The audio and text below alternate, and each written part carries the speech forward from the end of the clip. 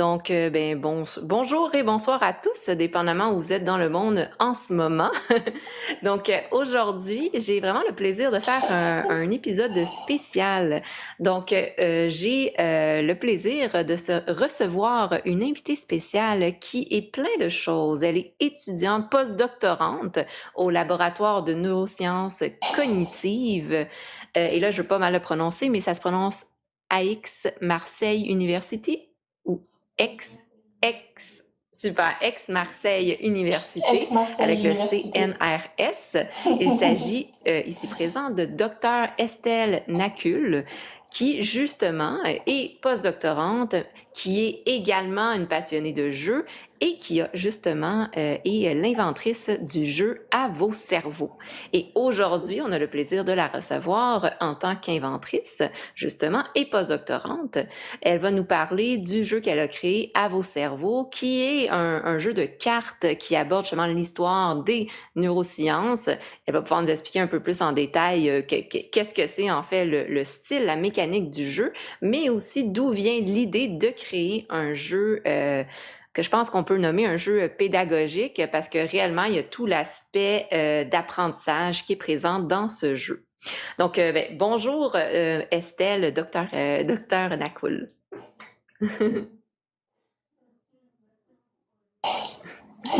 Ça fait plaisir, en Merci, fait. merci beaucoup pour l'invitation. J'ai vu la création, la publication sur ton jeu sur un groupe Facebook. Je pense qu'on peut bien le nommer. Tu es également fondatrice et modératrice d'un groupe Facebook. Quel est ce groupe, justement? Oui.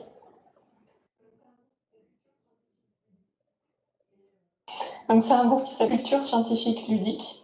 Et comme le nom l'indique, c'est un groupe qui rassemble maintenant des centaines de professionnels et passionnés de jeux et ou de sciences. Et on s'intéresse particulièrement à l'utilisation du jeu pour la Exactement. diffusion de la Je culture te laissais le scientifique. nommer, justement, tu as mis ce groupe-là en place.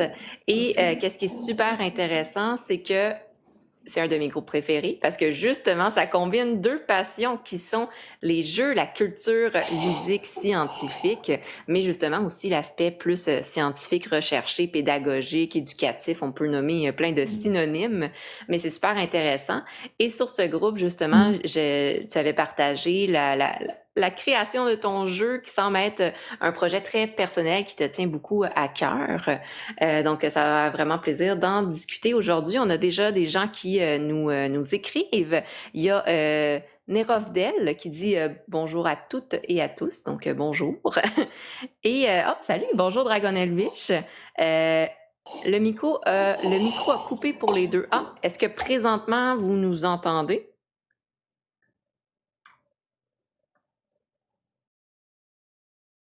Oui? OK, parfait.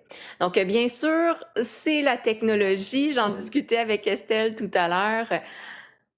Il y a les problèmes de technologie qu'on peut jamais éviter et bien sûr, il y a le fait que nous sommes en ce moment à deux parties du monde différentes et il y a les problèmes de connexion qui peuvent arriver.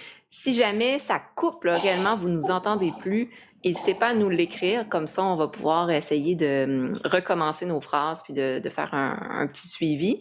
Mais c'est ça, on fait du mieux qu'on peut. Ça va être disponible aussi en rediffusion, puis je vais le publier sur la chaîne YouTube de Ludipsy avec de l'editing si jamais il y a des bouts qui coupent ou autre. Donc, bonjour Festival Draconis, qui est un festival de jeux de rôle québécois super bon. Mes deux passions aussi, le jeu et la science, effectivement. Donc, je pense qu'on parle de choses très intéressantes. C'est pour ça, justement, qu'Estelle a créé si je me trompe pas, la page Facebook également. Les liens vont être dans le descriptif aussi de la vidéo. Alors, profitons de cette plateforme et de ce petit moment pour aller explorer justement de ton côté, Estelle. Je l'ai nommé. Tu es postdoctorante, ce qui est quelque chose d'immense. Pour avoir fait un doctorat, je n'aurais pas fait de postdoctorat, donc je t'admire. Postdoctorante et passionnée de jeux. Et là, c'est quoi un peu justement ton profil académique, professionnel qui t'a amené à être postdoctorante et qui t'a amené aussi à la création finalement d'un jeu de cartes, un jeu de société? Donc, qu'est-ce qui t'a amené tout d'abord dans le domaine de la recherche? Ça, c'est une longue histoire. Mais pour faire court, je ne savais pas forcément ce que je voulais faire à la base. Et étant curieuse, j'ai fait des études à la fois de biologie et de philosophie. Et en fait, c'est en découvrant comment mêler philosophie et sciences que j'ai découvert les neurosciences et que j'ai décidé de m'orienter dans la recherche en neurosciences. Et c'est comme ça que j'ai fait mon master puis ma thèse en neurosciences à Aix-Marseille Université. Et c'est après avoir réalisé ma thèse, ou à la fin de ma thèse, que j'ai eu un poste d'enseignement à Aix-Marseille Université, justement.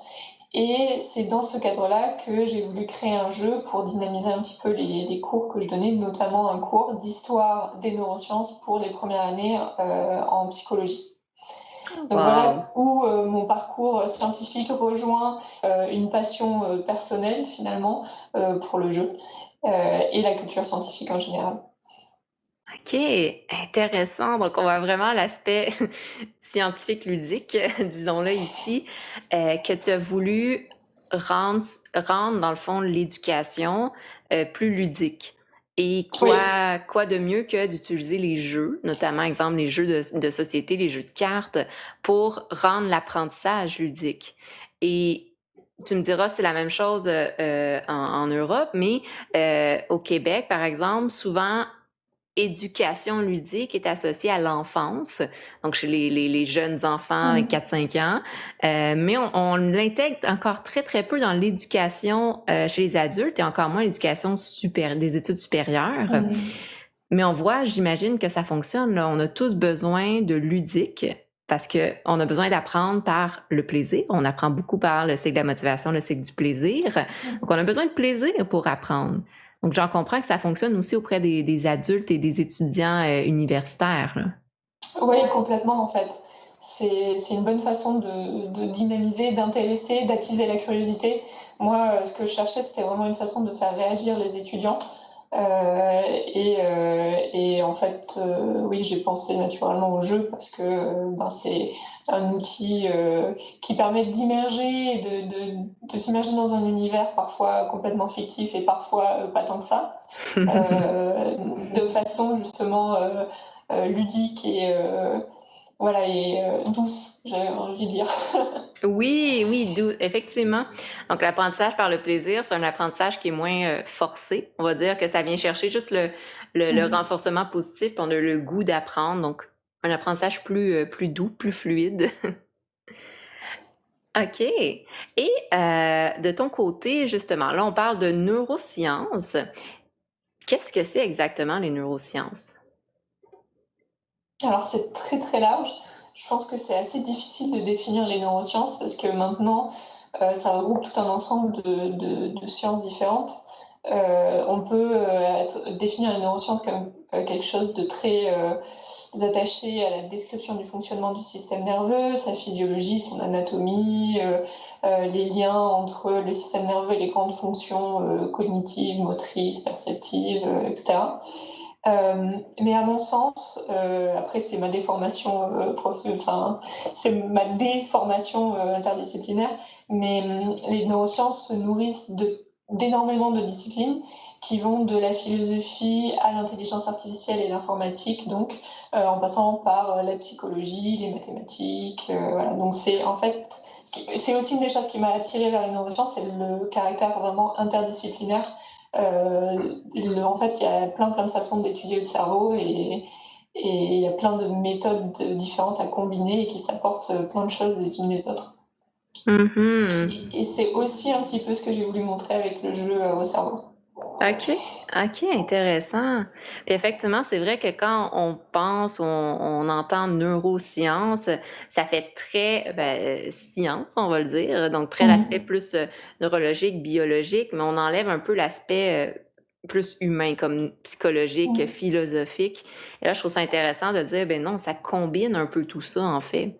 Parce que effectivement, si on étudie le cerveau, on peut pas étudier le cerveau sans étudier tous les facteurs associés qui ont un impact, en fait, sur le cerveau, par exemple.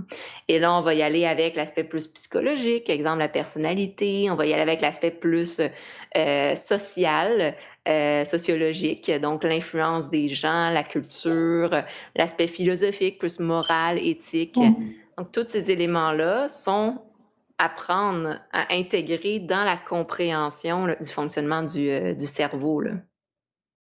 Ouais, exactement. Et ça, c'est toutes les disciplines que tu viens de citer sont d'autant plus en lien avec les neurosciences cognitives et c'est mon champ en particulier. Donc, ouais, c'est ça. OK, OK. Super intéressant. C'est vraiment intéressant comme profil. Et tu nommais qu'après ta thèse, tu as travaillé, ou tu travailles en fait comme non, c'est-tu enseignante ou professeur, je pense, le terme. Alors, le terme strict, c'est attaché temporaire d'enseignement et de recherche. OK. En fait, c'est un contrat de courte durée, j'ai fait qu'un an, c'était sur l'année universitaire 2019-2020, où j'enseignais et je faisais de la recherche à l'université. OK, OK, super. Et ta thèse portait sur quoi exactement? J'ai travaillé, et je travaille encore en fait, sur les bases multisensorielles et vestibulaires de la localisation du soi. Donc tout ça, c'est une façon un peu compliquée de dire que j'essaye de comprendre comment les informations de nos sens, et en particulier les informations qui viennent d'un sens de l'équilibre dans l'oreille interne, le vestibule, Ouais. le système vestibulaire, nous aident à nous sentir dans notre corps. On n'y pense pas forcément, mais on se sent normalement à l'intérieur de notre corps. Donc quand on demande où est-ce que tu es, tu vas répondre bah, je suis là où mon corps est, ou je suis dans cette pièce, etc. Mais il y a des gens chez qui ça ne fonctionne pas de façon intermittente ou plus ou moins prolongée. Et moi, j'essaye de comprendre donc comment les sens permettent au cerveau de créer ce sentiment de je suis dans mon corps, je suis ancrée dans mon corps. Ah, wow! C'est intéressant parce que, et là j'ai un petit blanc, je me souviens plus du nom, mais tu sais, parfois il y a des personnes qui ont, je pense que c'est avec la mononucléose qui fait en sorte aussi qu'il y a un impact dans l'intérieur de l'oreille, qui fait en sorte que les gens vont perdre justement le sens de l'équilibre. Et perdre le sens de l'équilibre, c'est cette impression de jamais être d'avoir un certain contrôle sur notre corps ou que la perception spatiale est comme différente. Et effectivement, on a l'impression de perdre un peu le contact avec nous-mêmes. Puis on le vit beaucoup, et tu pourras peut-être en renchérir si tu as des choses à dire par rapport à ça, mais on le vit beaucoup dans maintenant tout ce qui est les expériences de réalité virtuelle, justement. Donc, dans la réalité virtuelle, je me souviens d'avoir joué à un jeu, donc j'avais mon gros casque, et dans le jeu, c'est un jeu d'horreur, là, mais j'étais dans des montagnes russes et je devais, bon, tuer des clowns diaboliques, mais bref, l'important, c'est que j'étais dans des montagnes russes. Et je savais visuellement, tu sais, physiquement, j'étais ancrée sur ma chaise, mais toute la perception me donnait vraiment l'impression que j'étais dans des montagnes russes. Et juste cette perception-là avait un impact sur comment je me sentais. Puis j'essayais de combattre un peu cet impact-là, mais c'était vraiment difficile. Donc là, on est vraiment dans le visuel, mais j'imagine l'auditif est vraiment au niveau, comme tu l'as dit, un peu plus physiologique. Ça peut avoir un immense impact. Comment, parfois, on a l'impression d'être dans la réalité. Non, enfin, on va dire l'inverse. On a l'impression d'être dans la fiction, mais notre corps nous dit qu'on est dans la réalité. Ou parfois, on se dit, je sais que je suis dans la réalité, mais notre corps nous donne l'impression qu'on est dans la fiction. Donc, c'est vraiment particulier comment on découvre ça ces temps-ci aussi avec la réalité virtuelle, entre autres. Là. Oui, c'est vachement intéressant en fait ce que tu décris. En neurosciences et en psychologie cognitive, on va parler de sentiment de sentiment de présence en réalité virtuelle. Et c'est aussi un des sujets auxquels je m'intéresse dans le cadre de mes recherches. j'essaye de comprendre quel peut être le lien entre localisation du soi en général, donc le fait de se sentir dans son corps, et ce sentiment de présence quand on est en réalité virtuelle. Et comme tu le dis, qu'on a la vection, donc quand tu es sur les rails, dans Oui! les montagnes russes, tu as l'impression de bouger, donc c'est ça, c'est ce qu'on appelle la vection. Et tu as aussi des réponses physiologiques et comportementales, comme si tu étais réellement dans cet environnement virtuel, donc avec des clowns qui t'attaquent, etc. Alors que tu sais, en fait, tu sais très bien que tu n'y es pas, mais tu peux pas t'empêcher de réagir comme ça. Et donc, moi, ça m'intéresse énormément l'impact de tout ça sur le fait, enfin, sur comment on se sent dans notre corps. Et c'est pour ça, d'ailleurs, que j'utilise la réalité virtuelle pour étudier la localisation du soi et plus généralement la conscience de notre corps. Très, très intéressant. Puis la localisation du corps ou autre, on le voit, bon, je renchéris encore un petit peu, mais exemple sur des jeux où est-ce qu'on doit, exemple Saber Beat, je sais pas si tu connais le jeu, c'est t'as réalité virtuelle encore une fois, mais t'as des sabres dans tes mains et là tu dois taper sur des morceaux de couleur et éviter d'être frappé par des pièces.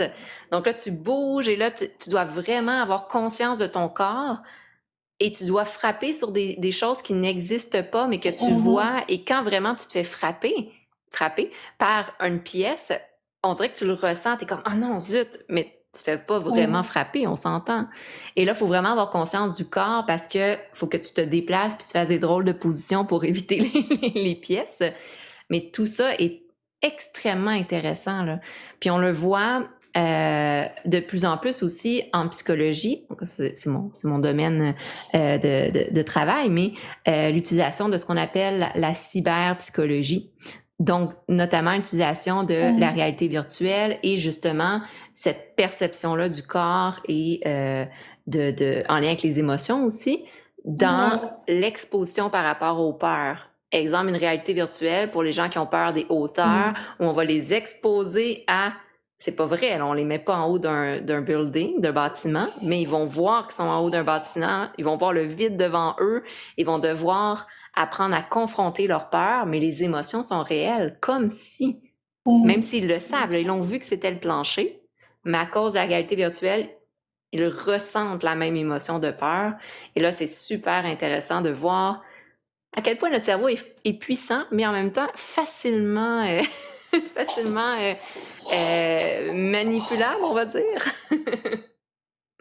Oui. Et c'est pour ça d'ailleurs qu'en neurosciences, on va beaucoup utiliser, notamment dans mon champ des illusions, où on va justement, on va utiliser cette capacité du cerveau à se tromper pour étudier comment il se comporte dans différents états. Et c'est vraiment très très chouette d'utiliser la réalité virtuelle pour ça. Exactement. Il y a 2 personnes qui ont dit des commentaires, je l'ai nommé. Il y a Festival Draconis qui dit, très scientifique, oui. Dans le cas de la réalité virtuelle, un problème vient qu'il y a contradiction entre nos sens, ça nous mélange, effectivement, je confirme. Ce qu'on voit versus ce qu'on touche, par exemple, effectivement. Puis là, un moment donné, le cerveau, il devient tricky un peu. Dragon Elvish dit réalité virtuelle, mon cerveau a rendez-vous comme le premier réflexe. Ah, peut-être définir un peu ce que tu voulais dire, Dragon Elvish. Donc, dans le sens que c'est plus ton réflexe qui va réagir en premier. Ça se peut dans certaines situations. Donc, une profession extrêmement intéressante. On a plein de choses à dire, puis effectivement, puis c'est aussi très d'actualité parce que je pense, je me permets de nommer que je pense que la réalité virtuelle est quand même un peu le futur, là, autant dans ce qui est le domaine de la recherche, mais aussi dans les jeux, donc jeux vidéo ou intégration de différentes formes de jeux. Donc, on va continuer un peu pour voir tu l'as nommé, en fait, qu'est-ce qui t'a amené à combiner ta profession, qu'on voit qui est très intéressante, intègre beaucoup de tout ce qui est le fonctionnement du cerveau, mais aussi en intégrant les aspects philosophiques, psychologiques et humains, et vraiment là, la création d'un jeu. Donc, tu as voulu rendre ludique quelque chose qui, à la base, ne l'est peut-être pas. Je nomme peut-être pas parce que on parle quand même de quelque chose de sérieux. Tu sais, c'est dans ce sens que il y a de l'étude derrière ça. Il faut étudier, comprendre le fonctionnement du cerveau. Dans le cours que tu as donné, dans les cours que tu as donnés, comment est-ce que tu as observé que les étudiants intégraient l'information? Est-ce que tu as observé que c'était difficile, dans le fond, d'étudier ce domaine d'études ou qu'il y a comme un processus d'apprentissage qui... en fait, quelle était la problématique qui t'a amené à dire, ben, ça pourrait être intéressant de rendre ça plus ludique? Alors, il y avait plusieurs problématiques. La première, c'est quand tu es dans un amphithéâtre devant des centaines de personnes, tu poses une question et que là, gros silence, personne te répond. Donc, j'avais le plaisir de donner cours très tôt le matin, le lundi matin, donc c'était compliqué, je pense qu'il y en avait pas mal qui n'étaient pas encore tout à fait réglés. Mais bon, donc voilà, c'était difficile déjà d'interagir et de rendre le cours vivant. Moi, j'ai pas trop l'envie ni l'habitude d'être là, de venir, de parler pendant 2 heures et de repartir.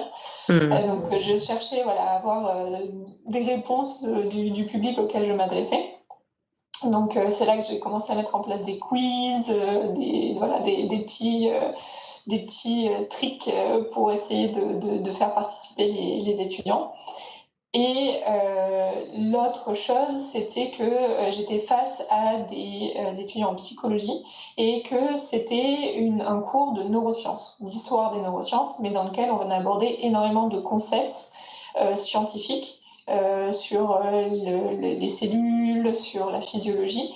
Et ces étudiants-là n'avaient pas fait de sciences, pour certains, depuis 3 ans. Donc, il y avait un frein, il y avait un vrai frein à, je pense, s'intéresser à ces concepts-là. Et ça leur paraissait quelque chose comme un peu, sans doute quelque chose un peu annexe. Donc il y avait le manque de réactivité peut-être dû à l'heure d'enseignement, mais aussi le fait que c'était pas un public de scientifiques et qu'il fallait que je les intéresse non seulement à des concepts scientifiques, mais à l'histoire de ces concepts. Ce qui rajoute encore une couche par-dessus, parce qu'il va falloir apprendre les dates, l'évolution des concepts, dire qu'à un moment donné on pensait ça, que des siècles après on pensait plus du tout ça. Voilà, donc ça fait beaucoup, beaucoup de choses à intégrer et ça semblait pas facile, de ce que je comprends. OK. Donc, oui, en fait, c'est ça le double défi de étudier quelque chose qu'on n'a pas vu depuis très, très longtemps. Et en plus de ça, d'aller étudier l'histoire. Donc, l'histoire qui est quand même un concept où est-ce qu'il y a beaucoup de par cœur et beaucoup, tu sais, d'apprentissage et de notes.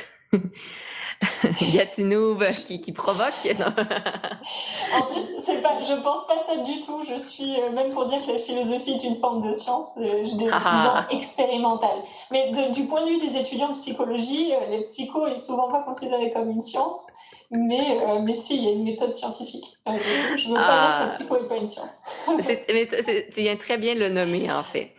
C'est que la psychologie n'est peut-être pas encore une science, ou c'est une forme de science peut-être, mais on utilise une méthode scientifique, c'est ça l'important. Donc ça, c'est un gros débat, je sais pas de ton côté, mais au Québec, c'est un gros débat par rapport à est-ce que la psychologie est une science ou pas. Ici aussi. Ici aussi, OK. Donc oui, le double défi, donc de justement l'apprentissage est quelque chose que les étudiants n'ont pas vu depuis longtemps, et aussi l'aspect histoire qui est pas toujours facile parce que je pense que pour l'histoire, pour étudier l'histoire, il faut à la base avoir vraiment une grande motivation parce que c'est beaucoup. L'histoire va beaucoup avec la passion aussi, la curiosité de vouloir en apprendre plus. Et s'il n'y a pas cet élément-là à la base, c'est difficile de se dire j'ai essayé de comprendre chaque étape, chaque ère qui s'est passée, puis vraiment de connaître l'évolution avec les détails et autres. Donc là, c'était un double défi que tu avais. Comme charge de cours et que tu as justement essayé de rendre ça ludique à travers des quiz, des activités et éventuellement la conception justement d'un jeu. Et exactement. Et l'idée, après avoir utilisé les quiz, et cetera, l'idée c'était, au tout début de réussir à concevoir le jeu dans le semestre pour que les étudiants puissent avoir le jeu pour leur révision. Évidemment, j'ai découvert que ça n'allait pas être possible du tout. Mhm. Et c'est là qu'il y a eu tout un processus qui s'est lancé pour faire un jeu, on va dire, en bonne et due forme. OK, intéressant. Donc, justement, au début, c'était un petit projet pour aider les étudiants et là, tu t'es rendu Mmh. compte, OK, mais tout d'abord, ça prend beaucoup de temps, beaucoup d'investissement, j'imagine, de temps et d'énergie. Donc, tant qu'à ça, faire de quoi de plus concret, mais qui va être accessible à tous par la suite. Dans les commentaires, je pense que c'est pertinent de nommer du Festival Draconis qui dit c'est la définition même de la science, d'utiliser la méthode scientifique. Effectivement, on pourrait faire un bon débat là-dessus. Le problème, c'est qu'on mélange la psychologie clinique et la psychologie recherche. Et les deux devraient peut-être pas être mélangés. Je sais pas de ton côté, Mmh. Estelle, tu me diras. Je sais qu'au Québec, on a psychologie, puis il y a ça dans plusieurs domaines, mais recherche, il y a clinique et il y a recherche et clinique. Il y a comme 3 profils. Est-ce que c'est la même chose pour toi? Oui, c'est pas mal la même chose ici. Autant on va avoir la recherche fondamentale très théorique, il va y avoir la psychologie clinique qui est la psychologie qui est accessible, on va dire, aux patients, à tout le monde. Ouais. Et des personnes qui vont essayer de faire de la recherche en s'intéressant aux patients, aux différentes pathologies ou prismes qu'on peut rencontrer. Et c'est vrai qu'il y a toujours, après je travaille pas en psychologie, mais il y a une division comme en neurosciences, on a les neurosciences fondamentales et les neurosciences qui vont s'intéresser plutôt à la recherche, enfin la recherche clinique est divisée et séparée de la recherche fondamentale. OK, OK, oui. C'est la même chose ici, effectivement. Mmh. Donc, comme Gatineau le dit, les deux peuvent se mélanger, en fait. C'est juste qu'il y a Ouais. il y a des chercheurs, en fait, des praticiens, en fait, qui vont faire juste de la pratique, mais qui vont pas être intéressés à la recherche. Il y a ceux qui vont faire la recherche, sont pas intéressés par la pratique. Et il y a les deux qui combinent, en fait, qui vont justement être dans le domaine de la recherche et de l'intervention. Et souvent, l'intervention va servir à leur recherche. Donc, c'est souvent dans ce domaine, cette branche-là qu'il y a aussi l'enseignement. Donc, un peu plus, j'en comprends la branche dans laquelle tu es, qui a combiné recherche et enseignement, là. Oui, en fait, ouais, on peut faire des partenariats parfois entre la recherche fondamentale et les cliniciens aussi. Moi, dans le cadre de mes recherches, je fais des partenariats avec les cliniciens, mais c'est vrai que moi-même, je suis jamais vraiment, enfin, je suis pas clinicienne, je suis pas praticienne du tout, mais Mhm. il faut vouloir faire ces partenariats, sinon on reste chacun de son côté. Et on n'a pas les mêmes méthodes, ça c'est clair. Tout à fait. Effectivement. Donc, le meilleur, c'est encore la collaboration entre Mm. les différents partis, les différents groupes, parce que il y a plusieurs choses qui sont observées quand on fait de la pratique, que les chercheurs ne sont pas nécessairement au courant. Et il y a beaucoup de recherches que si les praticiens ne lisent pas ou ne vont pas se renseigner, c'est comme des recherches qui sont super intéressantes, mais qui sont pas mises en pratique. Donc, il faut vraiment la collaboration entre les Mm. deux. OK. Merci à tout le monde dans le chat pour vos commentaires, c'est super intéressant. Comme vous dites, même chose dans le domaine de la médecine et bon, les pseudosciences, ça c'est une autre histoire. Donc, parlons d'histoire. Alors, tu l'as nommé, le processus de création du jeu a été différent de ce que tu t'attendais. Mm. Donc, au départ, c'était je fais un petit jeu puis je vais l'offrir à mes étudiants. Finalement, ça a été un peu plus complexe, plus développé que ce que tu pensais. C'est le premier jeu, je comprends, que tu crées. Oui, c'est le premier jeu que je crée, on va dire officiellement. Pas juste à la maison avec des ciseaux ou du papier. Oui. Voilà. Mmh. Et c'était un gros projet en soi et j'ai découvert plein de choses dans ce cadre-là. Et voilà, ouais, c'est parti d'un petit projet de... Je pensais limite à imprimer des fiches et les découper moi-même et éventuellement arriver à les plastifier pour pouvoir les donner aux étudiants et qu'ils puissent s'en servir sans trop les abîmer. C'était déjà le gros objectif. Et en fait, c'est parce que j'ai eu du soutien de la part d'organismes attachés à l'université ou à la recherche que j'ai pu donner une autre dimension à ce projet-là. Oh, wow, mon Dieu, c'est intéressant ça. Donc, une très bonne université, j'en comprends. Il offre beaucoup de soutien pour les enseignants et des ressources, OK. Donc, tu as suggéré un peu excuse-moi, ce projet-là et là, tu as obtenu du soutien pour ton projet. Ça a pris combien de temps le mettre en place? Comme là, j'ai vu qu'il y a une version finalisée, en fait, avec les cartes, Oui. une belle boîte. OK. Ça a pris... Bah, Oui. alors, entre le moment... Pardon. Ah non, vas-y, Ah. j'allais répéter ma question. D'accord. Oui, ça a pris plus d'un an, un peu plus d'un an. En fait, entre le moment où j'ai pensé à faire ce jeu, où ensuite j'ai vite réalisé que ça allait être un peu short niveau temps pour pouvoir offrir, vraiment avoir le jeu pour les révisions des étudiants ce semestre-là. Et en fait, c'est en me tournant vers des services spécialisés dans l'innovation pédagogique à l'université que j'ai pu être en contact avec la SAT, qui est en fait un organisme qui permet de transférer les innovations majoritairement technologiques qui sortent des laboratoires à la société. Donc ils lui déposent des brevets, etc. Mais ils sont aussi intéressés par des projets qu'ils appellent de sciences humaines, qui sont notamment des projets de jeux, de vulgarisation, etc. Wow. Et le projet leur a plu. Et donc, c'est comme ça que j'ai pu financer le jeu, le développement du projet, embaucher une illustratrice, échanger avec elle pendant de nombreux mois, parce elle a tout fait. Elle a fait l'illustration des 80 cartes, elle a fait toute l'identité visuelle du jeu. Et ensuite, l'édition et la diffusion du jeu. Donc tout ça, ça a pris pas mal de temps. C'est SAT, S-A-T-T. Oui, c'est ça, j'ai rajouté le site. Vous pouvez voir, je l'ai mis dans les liens. Ouais. Oui, parce qu'on a aussi la Société des arts technologiques au Québec, qui est pas la même chose. Okay. Non. Donc, vous pouvez voir aussi, j'ai mis le lien, mais il y a un bel article justement qui décrit aussi le projet, puis dans lequel l'illustratrice, justement l'artiste est citée. Donc, tu nommais la collaboration que tu as faite avec Océane Gardet, designer graphique. Oui. Super. OK. Donc, en fait, là, ça m'intrigue dans ceux qui nous suivent. Est-ce que vous savez si on a la même chose au Québec, si on a des organismes comme ça qui aident à rendre les projets plus universitaires mais concrets, puis les redistribuer à la communauté? Parce que, mon Dieu, je trouve ça super intéressant.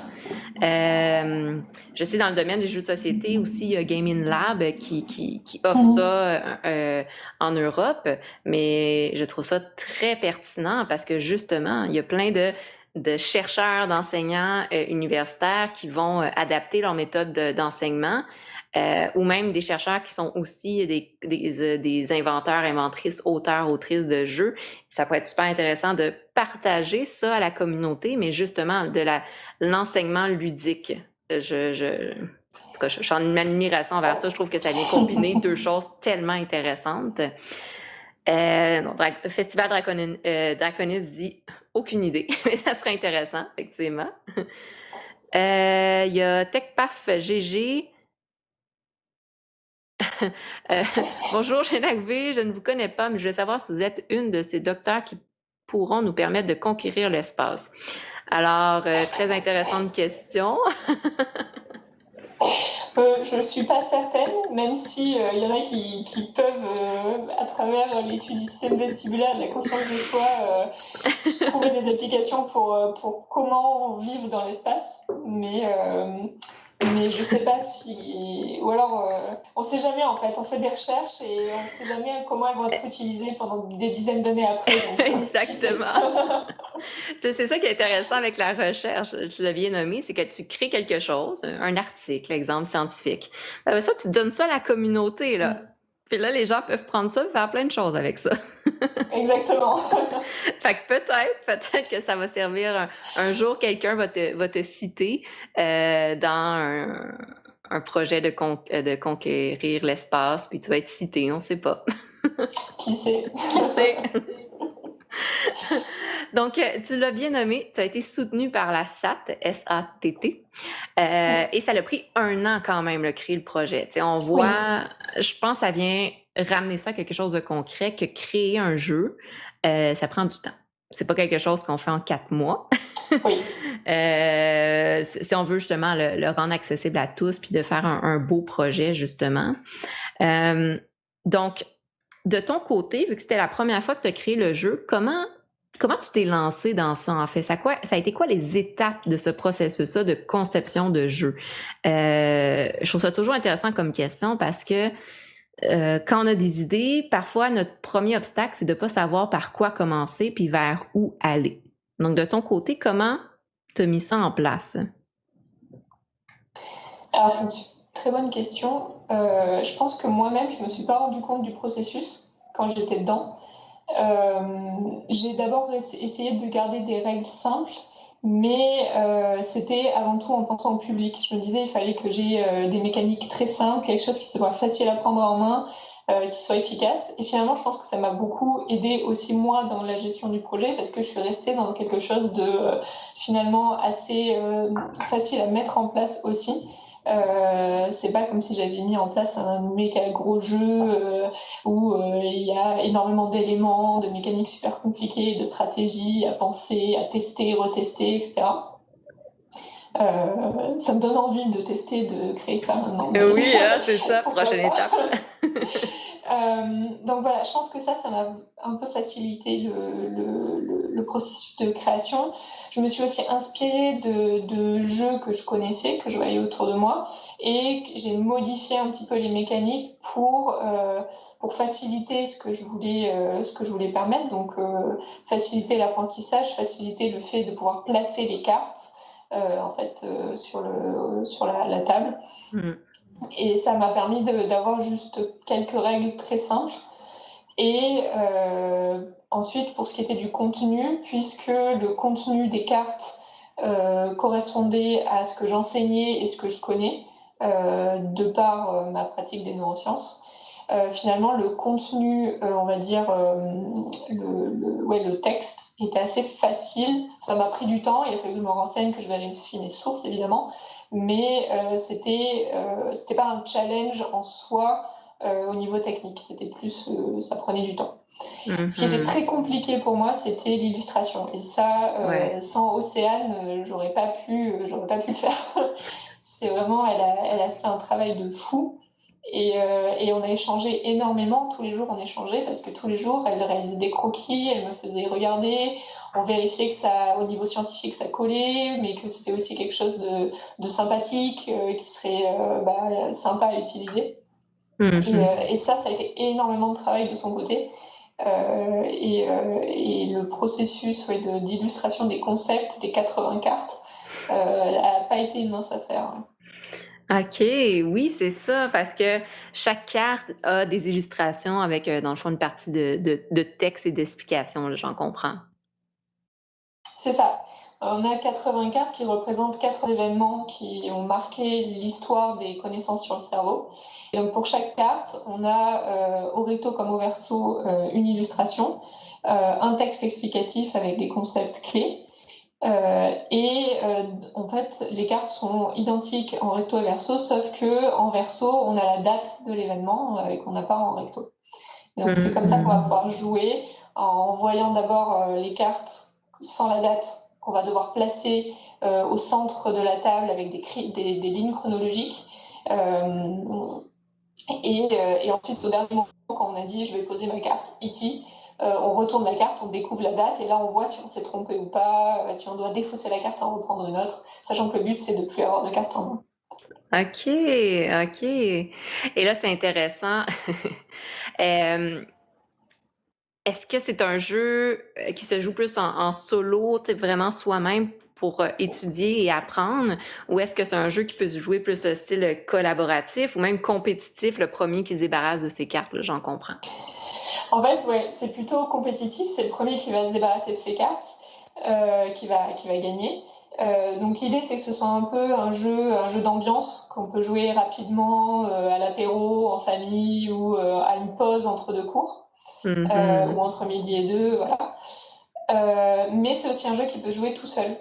Donc en adaptant un petit peu, on peut jouer tout seul et essayer de placer le maximum de cartes. Ou essayer de placer, voilà, en dire j'ai un temps et je dois remettre ces cartes dans l'ordre. J'ai une collègue qui l'a donné à ses enfants et qui s'amuse à les classer dans l'ordre en regardant les dates. Donc voilà, Wow. il y a plein d'usages possibles. Et c'est justement ma prochaine question, c'est un jeu pour quel âge en fait? Est-ce que c'est pertinent de jouer avec ses enfants à ce jeu-là ou c'est peut-être un peu trop scientifique poussé ou Oui, je pense que c'est accessible en France à partir du lycée. OK. Donc à partir de ouais, 16-17 ans, enfin avec il faut quand même avoir un petit bagage, avoir oui, c'est pas vraiment accessible pour les enfants. Sauf si on a une médiation qui est mise en place. Donc ça, c'est Mhm. aussi un des projets, c'est de proposer un livret ou des adaptations de règles qui vont permettre soit de sélectionner des cartes, parce qu'il y a des cartes qui sont beaucoup plus accessibles que d'autres, soit d'adapter la façon dont on va présenter ou jouer pour que les enfants puissent s'approprier eux-mêmes des concepts. Par exemple, quand il y a des cartes qui explique qu'on pensait que l'esprit était localisé dans le cœur, puis ensuite dans le cerveau, puis de nouveau dans le cœur, puis de nouveau dans le cerveau. Ça, c'est assez facile à expliquer aux enfants. C'est vrai, ouais. Et je pense que c'est intéressant d'expliquer aussi l'histoire aux enfants pour démontrer aussi que l'histoire est composée de beaucoup d'essais-erreurs. Ça veut dire qu'il y a eu plein de choses. Par exemple, je m'y connais pas tant en neurosciences, mais disons en psychologie, on le sait qu'il y a eu beaucoup d'erreurs qui ont été faites, donc de tester beaucoup avec des êtres humains, puis on s'est rendu compte, OK, non, ça fait des effets, il y a des effets à long terme, donc on fait pas ça. Puis après ça, tu sais, la méthode scientifique, justement, a beaucoup évolué, mais ça a évolué parce qu'on a fait des essais, on a essayé des choses, on Mhm. s'est rendu compte que ça marchait pas, on a essayé autre chose, et c'est comme ça, au final, l'histoire. C'est comme ça qu'on évolue, qu'on apprend. Même chose en médecine. Autrefois, il y avait des saignées, des saignées pour se soigner. On s'est rendu compte que c'était peut-être pas très efficace parce qu'on pognait des maladies et qu'il y avait des infections. Donc, tu sais, il y a eu toute cette évolution-là. Et je pense que au-delà de l'apprentissage de l'histoire même, il y a tout l'aspect aussi d'apprentissage de pour évoluer, on a dû faire plein d'essais-erreurs et tu vas faire des essais-erreurs et c'est correct, c'est normal. Faut essayer. Puis après Oui, ça, ouais. complètement. Ça, c'est quelque chose d'ailleurs qui me tenait à cœur de montrer à mes étudiants. D'ailleurs, ils étaient un peu étonnés quand j'ai pris une session entière de cours pour parler d'épistémologie. Et ça, c'est quelque chose ouais, qui me tenait à cœur de montrer que c'est pas on fait des recherches, on trouve la solution et ensuite c'est comme ça pour le reste des temps. Non, non, pas du tout. Il y a, comme tu dis, énormément d'essais-erreurs. Et ce que le jeu aussi permet, j'espère, de montrer un petit peu, c'est que non seulement les découvertes sont liées donc à ces essais qui vont se faire au fil du temps, mais les découvertes sont aussi ancrées dans la culture et dans tout ce qui se passe au niveau de la société à ce moment-là. Quand, par exemple, les autopsies étaient interdites par l'Église catholique, on ne pouvait pas faire les mêmes avancées anatomiques que lorsqu'on a Mhm. pu faire des autopsies. Voilà, donc quand le sacré, ou quand on a des a priori, quand le statut de la femme n'est pas le même que le statut de l'homme, etc., quand il y a Mhm. énormément d'autres croyances qui se mêlent au travail des scientifiques, bah, il faut aussi prendre en compte le fait que ce sont des humains qui font de la science et que ça peut influencer les découvertes scientifiques au cours du temps. Tout à fait, effectivement. Et là, dans les commentaires, on parle justement comment est-ce qu'on peut aimer les jeux, mais aussi la science et comment les deux peuvent être combinés ensemble. C'est un peu ce qu'on parle depuis le début également. On nous demande, est-ce que un jeu, peut-on imaginer votre jeu en tant que jeu, mais surtout en éducation? Donc, en fait, j'en comprends que la question, c'est un peu de voir est-ce qu'un jeu éducatif est encore considéré comme un jeu ou est-ce qu'un jeu peut être utilisé justement en éducation. Donc, ça, c'est souvent un débat qui est perçu dans le domaine du jeu. Puis je pense, Estelle aussi, tu l'as sûrement déjà vu, ce débat-là. Oui. C'est une très bonne question. C'est vrai que c'est un débat. On va avoir beaucoup de jeux qui vont être proposés dans un but d'apprentissage et qui en fait sont pas du tout des jeux où on s'amuse pas vraiment. On sait dès le départ, le joueur en fait sait qu'on essaye de lui apprendre quelque chose et c'est tout de suite un peu moins fun. Là, l'idée, bon, je pense que mon jeu se situe un peu entre les deux, à vrai dire, mais l'idée c'est que le jeu puisse être joué, comme je disais, à l'apéro en jeu d'ambiance. C'est pas grave si on n'apprend rien sur le cerveau, parce que en fait, le simple fait de jouer à ce jeu nous fait manipuler des concepts en lien avec les connaissances sur le cerveau. Mais c'est pas grave si à la fin on n'est pas capable de ressortir un tel a découvert tel truc à telle date, on s'en fout. L'idée c'est d'avoir passé un bon moment et en fait tu as passé un bon moment parce que tu as découvert que il y a un tel il pensait que les bosses sur le crâne ça révélait tes capacités émotionnelles et en fait ça c'était avant ou après le fait qu'on fasse des trous dans la boîte crânienne pour faire des trépanations, voilà, mais on s'en fout après de savoir qui a fait quoi, comment, mais à un moment donné, tu t'es engagé là-dedans et tu as manipulé ces concepts et finalement, ça va quand même te marquer, donc tu n'en ressortiras pas complètement sans rien. Ben, exactement. Donc, ça me fait... Oh, excuse-moi. Vas-y. Non, c'était juste pour souligner le fait que c'est deux façons d'utiliser le jeu. Il y a des vrais jeux qu'on peut utiliser d'un point de vue pédagogique et les faux jeux qui sont vraiment comme des leçons, mais bon, c'est pas très très fun. Tout à fait en accord. Puis comme TechPaf GG le dit, ben, pourquoi j'ai pas eu cette dame en tant que prof? Si c'était le cas, j'aurais fait des études. Je pense on est une grande majorité à dire que l'intégration du ludisme, du ludique dans l'enseignement est une valeur gagnante parce que ça vient chercher la motivation et le plaisir d'apprendre. Donc ça, je suis 100% en accord avec ça. Et c'est intéressant parce que le concept que tu utilises un peu me fait beaucoup penser à les timelines. Donc vraiment qui combine histoire parce qu'on s'entend c'est éducatif mais c'est très ludique là. C'est le fun, c'est le fun de battre les autres en apprenant des nouvelles choses puis en étant capable de retenir puis ou juste de guesser puis de dire yes j'ai bien guessé ça les dates sur un ordre chronologique, mais là dans le fond c'est que ça s'adresse en fait à ça concerne exactement ton domaine d'études. Donc là, c'est encore plus intéressant dans ton cas parce que tu partages aussi ton savoir, mais à travers une forme de jeu qui est très éducatif, sans être un jeu seulement pédagogique. Là. C'est vraiment une combinaison des deux. Là. Oui, c'est ça.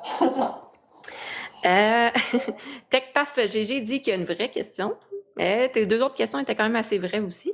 Le mythe que le cerveau humain n'utilise que 15% de sa capacité est-elle vrai? Ah, oui, là, on entend des 15%, on entend des 10%. Ouais. Et non, désolé, on utilise toujours 100% de notre cerveau. On peut dire la nature a horreur du vide. En fait, le cerveau, on l'utilise tout le temps en entier, pas forcément tout le temps en même temps. Et voilà. Tout le temps activé en même temps, ça peut être une crise d'épilepsie. Mais le cerveau, toutes les parties de notre cerveau nous servent à un moment donné, en fait.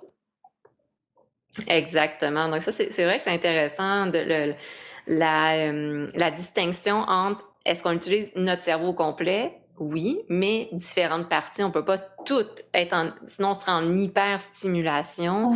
Puis comme tu l'as dit, une crise d'épilepsie, là, tout est hyper stimulé, puis on perd le contact Et voilà, on veut pas utiliser 100% de notre Ouais, c'est cerveau ça. en même temps. Non, désolé, il n'y a pas de super-héros encore de nos jours, mais qui sait, peut-être un jour, on va conquérir l'espace en volant avec notre cape. Donc, Il y a un débat dans les commentaires. il y a un débat. Les gens se répondent. C'est marrant. Donc, il y a un débat sur l'utilisation de notre cerveau, puis là, on pourrait partir longtemps là-dessus. C'est intéressant, par contre. C'est vrai que c'est un mythe qu'on entend beaucoup. Alors, qu'est-ce que tu as appris à travers ce processus de création de jeu? C'était ta première expérience? T'as été soutenue? Ça l'a pris une année à faire? Qu'est-ce que tu retiens de tout ça? D'abord que c'est le travail de beaucoup de gens. Parce que, donc j'ai parlé de la SAT, il y a quelqu'un qui était chargé, donc Benjamin Ruiz, qui était chargé au sein de la SAT de suivre tout le projet, qui a géré les financements, etc., qui m'a aidé pour le recrutement, pour tout ce qui était administratif, pour le dépôt d'une enveloppe solo, pour poser la marque, etc., etc. Donc ça, c'est plein de choses. L'illustratrice qui a fait un travail énorme, mais aussi plein d'autres gens qui ont relu les cartes, qui m'ont aidé à faire des tests, et qui ont vérifié que les informations scientifiques étaient bonnes. Donc en fait, c'est un très très gros travail. C'est toute une équipe en fait qui chacun ayant apporté sa pierre à l'édifice. Et c'est aussi pour ça que ça prend du temps. Donc il faut du temps, il faut maturer le projet et ça fait appel à énormément de compétences. Et moi qui aime depuis de nombreuses années les jeux en tant qu'objet, qui apprécie quand il y a du bon matériel, des bonnes mécaniques, etc., je me suis encore plus rendu compte du travail qu'il y a derrière, en fait. Pour des gros jeux que j'aime beaucoup, en fait, ça doit être 10 fois ce que j'ai fait et je suis complètement admirative. Oui, c'est ça, quand on se rend compte de toute l'énergie que ça prend de créer vraiment des mécaniques de jeux de société. Donc, OK. Très intéressant de ton côté, ce que tu as appris, qu'au final, peut-être qu'une personne seule, c'est un immense défi. Donc, ça prend des gens, tu sais, aussi simple que des gens pour tester ou corriger, traduire les jeux. Parce que si on fait tout par nous-mêmes, il faut se dédier à 100% à ça, là. Ah oui, c'est un métier en soi en plus. Je comprends que des gens soient à 100% là-dessus. Oui, effectivement. Et justement, ben, un peu en lien avec ça, est-ce que tu sens que tu as rencontré un peu des obstacles dans la création du jeu? Est-ce qu'il y a des choses que tu as trouvé que ça a vraiment pris plus d'énergie, plus de temps, des obstacles que tu t'y attendais pas nécessairement? Alors, je pense à plusieurs choses là. Euh, pour l'illustration, parfois, il y a des concepts qui, pour moi, étaient clairs. Et quand j'ai dû les expliquer à Océane, qui elle connaît pas du tout les neurosciences, déjà ça a été une première façon de voir à quel point le jeu était vulgarisé et à quel point on allait justement pouvoir réaliser ce travail de vulgarisation. On a eu beaucoup de discussions, fallait que je lui explique les concepts. Elle me disait ce qu'elle comprenait de ce que je lui disais, de comment elle pouvait illustrer ça. Et moi, c'est vrai que j'étais partie parfois sur ah oui, ça va être facile à illustrer, et en fait, pas du tout. Donc voilà, il y a déjà ce travail-là d'illustration qui a été pas forcément un obstacle, mais quelque chose qui a demandé beaucoup plus d'énergie que ce que je pensais.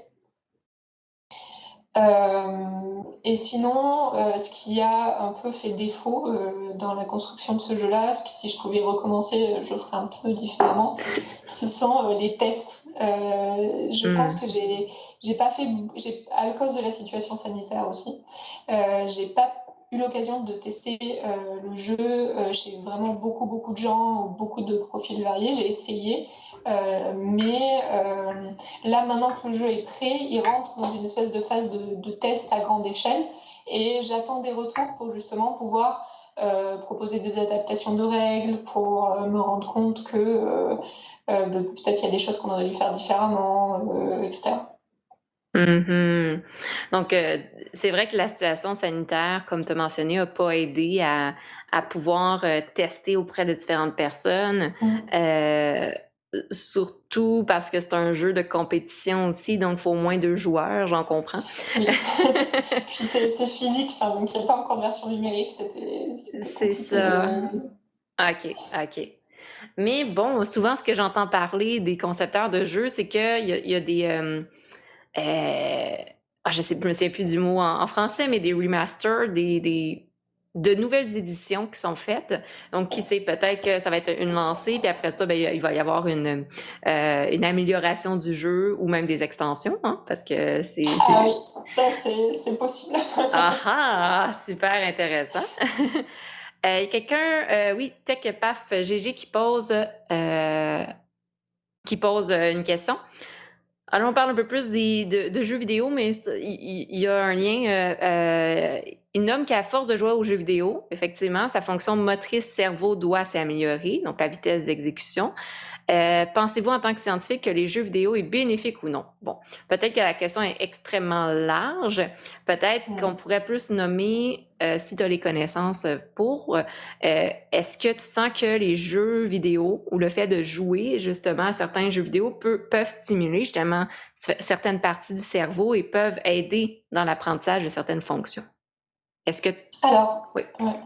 C'est pas mon domaine de recherche, mais je me suis un peu intéressée à la question et il y a des équipes de recherche spécialisées dont le nom m'échappe là tout de suite, mais je pourrais t'envoyer Oui. les articles si tu veux, qui s'intéressent spécifiquement à ça et c'est un peu comme tout, j'ai envie de dire, trop, c'est pas très très bien parce que ça peut avoir beaucoup d'effets néfastes au niveau social, notamment visuel, etc. Mais on se rend compte qu'il n'y a pas que des mauvais côtés aux jeux vidéo. Comme le dit TechPaf GG, au niveau moteur, ça peut énormément améliorer des réflexes. Aussi pour l'analyse de scènes visuelles, les gens qui jouent beaucoup vont parfois être beaucoup plus rapides à capter des détails ou des mouvements, ou vont être beaucoup plus réactifs que des gens qui jouent moins ou pas du tout. Donc oui, ça peut permettre de développer des fonctions. Après, ce qu'on connaît par ailleurs en neurosciences en général, c'est que quand on développe une fonction, parfois, ça peut être au détriment d'autres fonctions. Donc voilà, c'est toujours un choix entre je vais développer quelque chose et je vais pas entretenir ou moins développer une autre compétence. Exactement, ouais, c'est super intéressant pour renchérir un peu. J'avais lu un article que je pourrais partager, mais que moi aussi, sur le coup, comme ça, je me souviens plus du nom, mais qui expliquait justement en neuropsychologie, qui avait fait des études et qui démontrait que c'était l'hypothalamus qui était affecté chez les grands joueurs de jeux vidéo, mais que oui, effectivement, il y a certaines fonctions que eux étaient améliorées, mais comme tu l'as bien dit, Estelle, des améliorations au détriment de d'autres parties du cerveau. Et là, ça vient un peu une réflexion, qu'est-ce que je veux comme compétence cérébrale? C'est ça. Mais ça aidait, exemple, tout ce qui est le spatio-temporel, donc de se repérer dans l'espace notamment, donc tout ce qui est justement, tu sais, dans beaucoup de jeux, exemple de first-person shooter, il y a la rapidité d'exécution, la capacité, comme tu as nommé, à détecter des détails puis à y réagir, les réflexes un peu. Et les jeux vidéo sont aussi de plus en plus utilisés dans faire travailler des fonctions cérébrales chez les personnes avec de l'Alzheimer. Donc, pour tout ce qui est la mémoire, puis certains stimuli associés à ça. Mais il y a des détriments aussi, donc c'est encore en processus de recherche, là, tout ce domaine-là. Ce qui nous manque, en fait, puis qui commence, c'est des études longitudinales. Ça veut dire des études qui vont étudier, exemple, je sais pas moi, des enfants à 7 ans, à peu près, mais qui vont continuer, exemple, à chaque année, à chaque 5 ans, peu importe, à étudier, ou qui vont voir, exemple, à 7 ans, à 15 ans, puis voir l'évolution, si l'enfant joue aux jeux vidéo 3 fois semaine, tu sais, comment est-ce que ça l'affecte vraiment le fonctionnement cérébral, mais aussi développemental chez les enfants, par exemple. Ouais. Mais bon, ça prend du temps à la recherche, c'est normal. La curiosité est à la base de la connaissance et de la science, effectivement. Effectivement, tout à fait d'accord. Oui. Donc,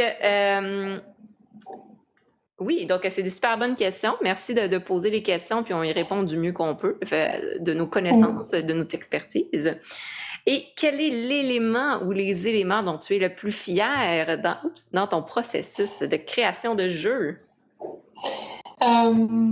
Ben, en fait, c'est vraiment chouette d'avoir réussi à aller jusqu'au bout, Ouais. d'avoir l'exemplaire physique en main. D'ailleurs, voilà, enfin, Oui! de pouvoir avoir la boîte en main, c'est un truc de fou. On a réussi à avoir une qualité de carte qui est sympa, les illustrations ressortent bien, donc le fait de voir le jeu physiquement, de pouvoir le distribuer, de pouvoir les jouer en bonne qualité, c'est vraiment c'est très très très chouette. Et, euh, et en fait, oui, enfin, avoir réussi à faire ça, avoir réussi à travailler avec Océane, illustrer tous les concepts, avoir choisi les 80 événements, parce que j'aurais pu en mettre beaucoup plus. Oui, c'est Donc ça. cette sélection-là, c'est un travail qui a pris du temps, qui m'a tenu à cœur, mais je suis contente, voilà, d'avoir le projet fini, et je pense que voilà, ça m'a appris pas mal de choses dans la gestion de ce type de projet. Et j'aime bien que tu aies nommé que ça aurait pu être encore plus gros parce qu'effectivement, ça aurait pu sûrement être 200 cartes. Parce que l'histoire, on sait que justement, il y a plein d'essais-erreurs, d'expériences qui ont mené à ce qu'on est rendu aujourd'hui. Euh, et là, ben, je vais tout de suite arriver dans les projets futurs. On finira avec le top de jeu. Mais justement, là, est-ce que ça veut dire que peut-être que tu as tellement aimé la création de jeux que peut-être que tu vas continuer? Alors, oui. Déjà, il y a des améliorations qui sont prévues. Il va y avoir une version en print and play de À vos cerveaux qui devrait être diffusée cet été. On pense à refaire des éditions, éventuellement à traduire le jeu en anglais, éventuellement aussi à ajouter des cartes. Parce que j'ai déjà des collègues qui ont dit oui, mais ça c'est super important, il aurait fallu le mettre. Donc, je sais pas, j'ai déjà des potentielles extensions disponibles. Hmm. Et sinon, plus largement, j'ai vraiment adoré cette expérience-là. Et bon, aussi du fait que je suis très impliquée en culture scientifique et c'est quelque chose qui me tient à cœur. Je pense que je vais vraiment continuer à me questionner et entretenir ce lien entre jeu et culture scientifique, et sans doute développer d'autres jeux quand j'en aurai le temps. Oui, bien sûr, parce que évidemment, comme tu l'as mentionné, c'est pas ta seule passion et c'est pas non plus la seule chose que tu fais. Donc, Mm. ben, ça prend bien évidemment du temps pour faire tout ça.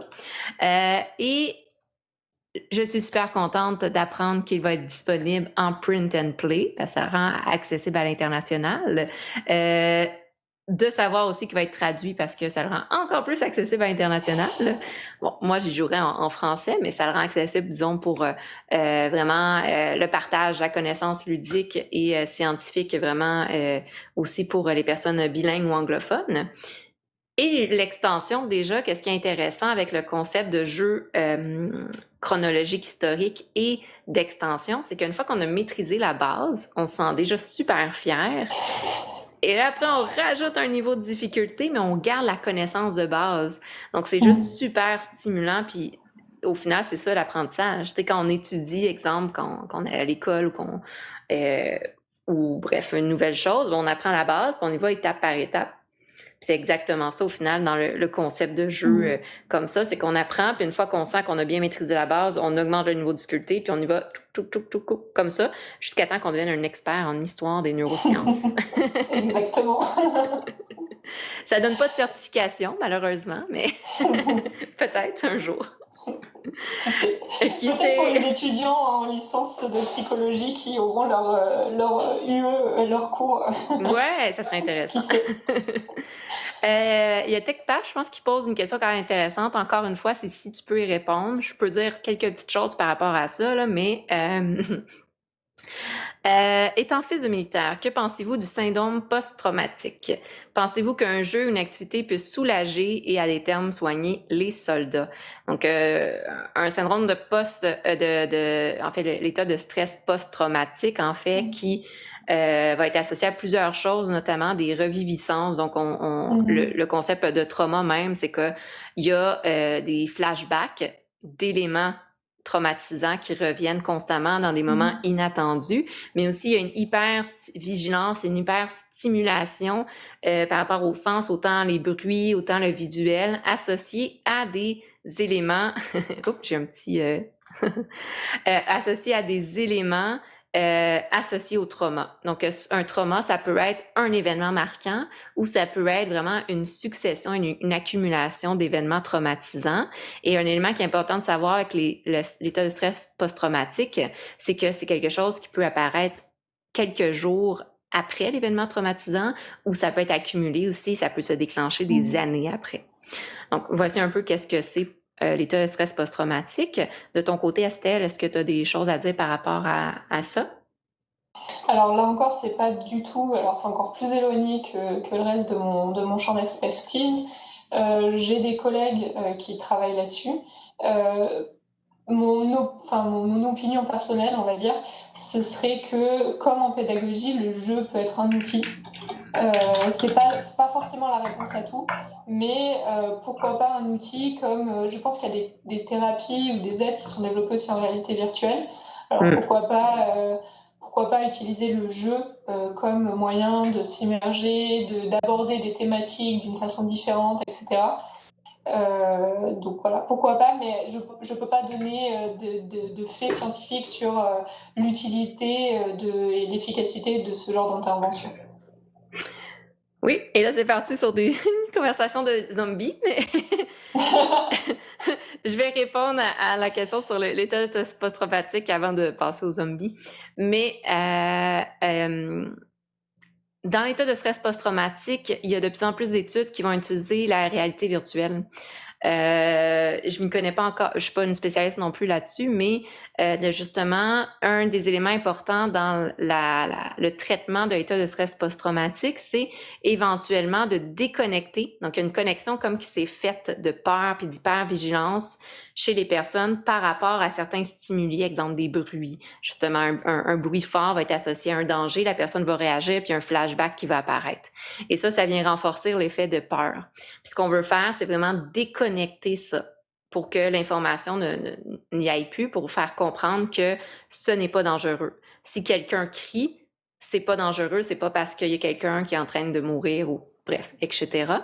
Donc, pour faire cette déconnexion-là, un des éléments, c'est l'exposition graduelle. Donc, on veut exposer à différents stimuli, des bruits qui vont être similaires et graduellement apprendre que ça fait pas peur pour réduire l'hypervigilance notamment, puis les flashbacks.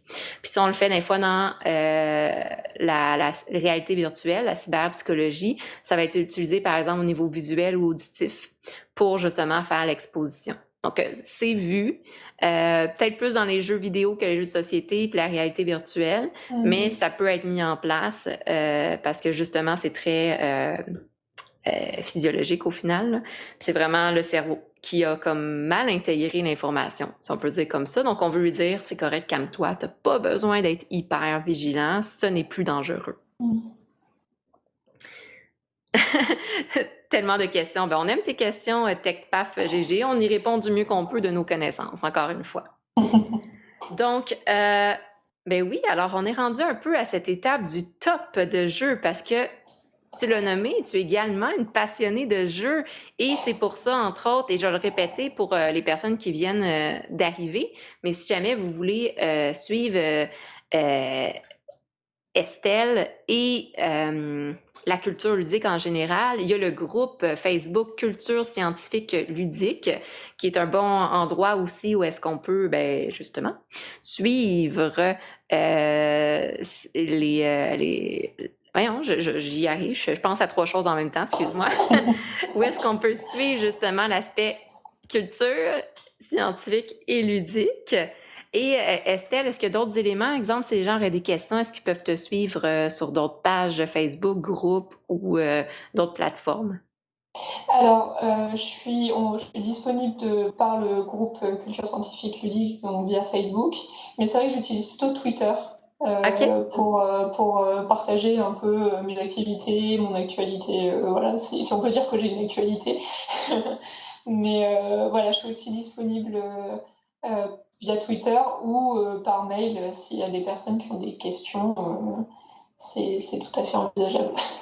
Super, génial.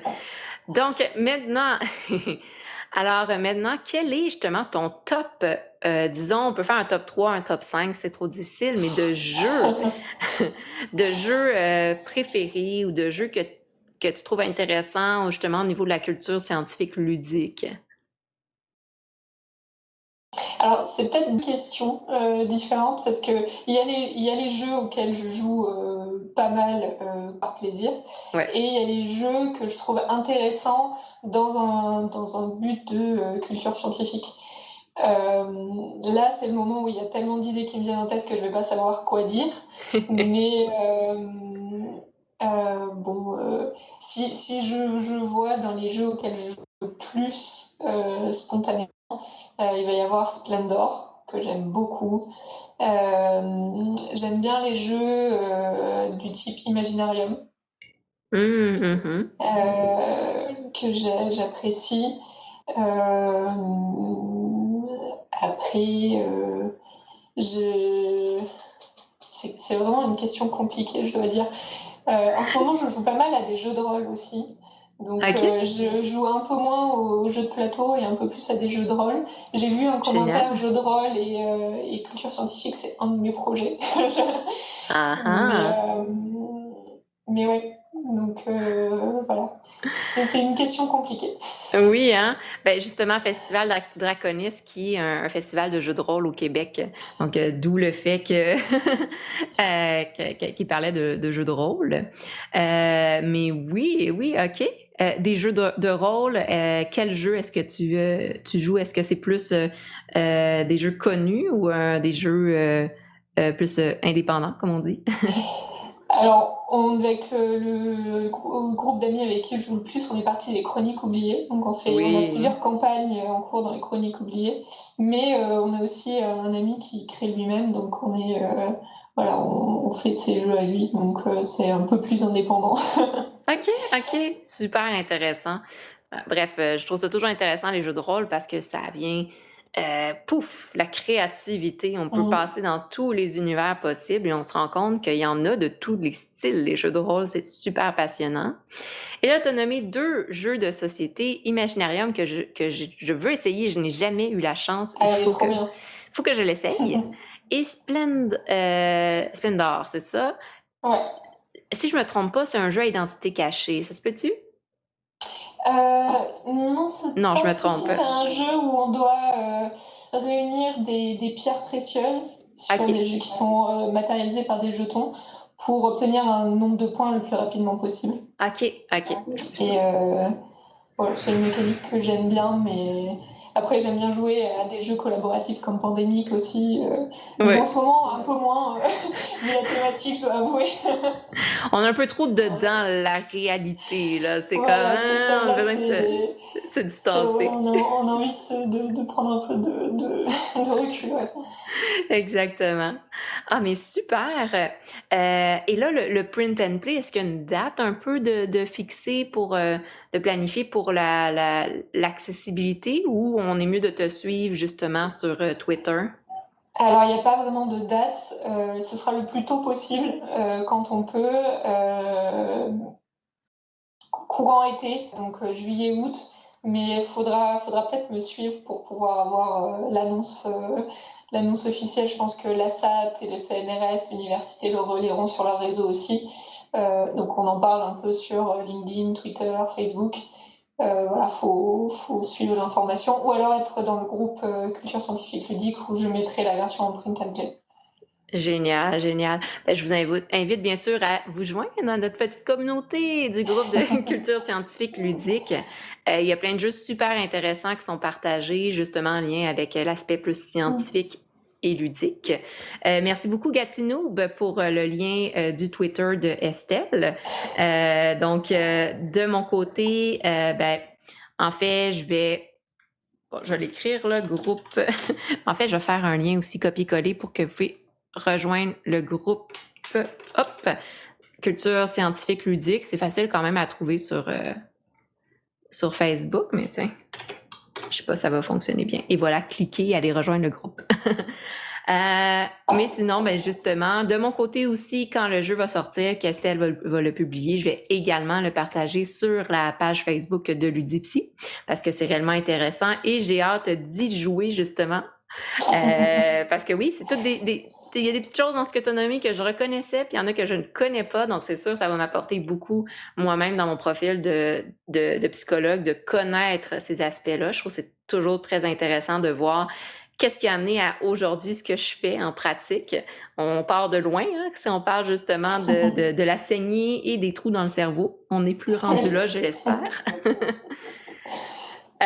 Donc, on va... Bon, il y a une question sur l'analyse des rêves. L'analyse des rêves, c'est quand même assez complexe et c'est un champ d'études à part entière. Estelle, est-ce que tu t'y connais ou... Non, Alors, pas vraiment. Pas du tout. Désolée. Donc, moi non plus, je m'y connais pas assez pour bien répondre à ta question TechPaf GG. Je t'invite à nous contacter sur Facebook, Messenger, soit moi ou Estelle, si jamais tu as des questions un peu plus spécifiques sur les neurosciences ou la psychologie. N'hésite pas à nous écrire, on va te répondre du mieux qu'on peut, encore une fois. Donc, merci beaucoup Estelle de ton temps. C'était super intéressant, ça fait du bien de parler de culture, de science et de jeu. Je pense que ça paraît, mais je trouve ça super intéressant. Puis c'est dans mes objectifs aussi avec Ludipsy de partager la culture scientifique ludique. Donc, je trouve ça toujours intéressant quand il y a d'autres professionnels qui le font aussi. Donc, ça vient directement me stimuler cognitivement, émotionnellement. Donc, merci beaucoup d'avoir participé pour ce petit stream. Merci beaucoup pour l'invitation aussi. Pareil, c'est vraiment un plaisir de rencontrer d'autres gens qui font ça et c'est très très chouette. Donc oui, je continuerai à suivre aussi. Merci. Puis je te l'avais écrit, mais merci aussi d'avoir créé le groupe Facebook parce que je découvre tellement de choses à travers ce groupe-là et tous les gens qui partagent, c'est tellement stimulant. Donc plein de jeux de justement scientifiques ou plein de conférences ou d'événements qui sont organisés. C'est super intéressant, j'adore ça. Merci à tous ceux qui ont écouté et bien sûr ceux qui ont participé dans le chat. Donc, merci Dragon Elvish, merci Festival Draconis, Gatinoub, TechPaf GG, Baoui. Et là, je veux pas en oublier, je suis désolée, mais on va nommer ceux-là. Nerof Del, qui était présent aussi au départ. Donc, merci à vous. Donc, c'était Elsa de Ludipsy et Estelle, postdoctorante et ainsi inventrice et autrice du jeu À vos cerveaux, que vous pouvez suivre sur Twitter, sur le groupe Facebook, justement, de culture scientifique ludique et que, justement, la version print and play du jeu À vos cerveaux va être bientôt disponible. Suivez-la pour pouvoir y accéder et qui sait, peut-être que nous pourrons y jouer en distance, visioconférence, un petit débat d'histoire de neurosciences. C'est toujours super stimulant. Donc, et voilà. Super. Merci beaucoup. On nous dit qu'on est génial. C'est génial, ça. On aime ça se faire dire ça. Donc, merci. Merci à vous. Merci à tout le monde. Parfait. Donc, je mets ma petite finale et je fais un raid. Et après, à la prochaine. Ici, avec Ludipsy, on se revoit jeudi soir, 21h, pour un stream collaboratif de Unravel, tout avec Gatinoub. Bye bye. Bonne journée.